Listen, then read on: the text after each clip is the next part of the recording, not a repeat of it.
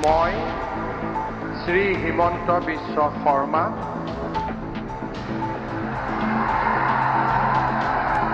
ঈশ্বৰৰ নামত শপত লওঁ যে বিধিৰ দ্বাৰা স্থাপিত ভাৰতৰ সংবিধানৰ প্ৰতি মই প্ৰকৃত বিশ্বাস আৰু আনুগত্য পোষণ কৰিম। মই ভাৰতৰ সাৰ্বভৌমত্ব আৰু অখণ্ডতা অক্ষুণ্ণ ৰাখিম।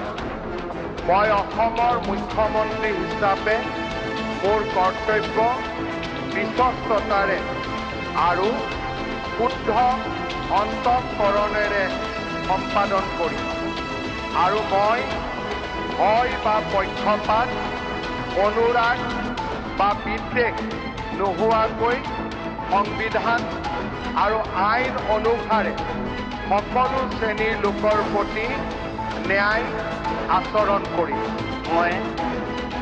মই শ্ৰী হিমন্ত বিশ্ব শৰ্মা ঈশ্বৰৰ নামত শপত লওঁ যে মই অসমৰ মুখ্যমন্ত্ৰী হিচাপে মোৰ কৰ্তব্যৰ যথাযথ সম্পাদনৰ বাবে আৱশ্যক হোৱাৰ বাহিৰে মই এনে বিষয় যি অসমৰ মুখ্যমন্ত্ৰী হিচাপে মোৰ বিবেচনাৰ বাবে অনা হ'ব বা মোৰ জ্ঞাত হ'ব তেনে বিষয় মই কোনো ব্যক্তি বা ব্যক্তিসকলৰ ওচৰত প্ৰত্যক্ষ বা পৰোক্ষভাৱে অৱগত বা প্ৰকাশ নকৰিম।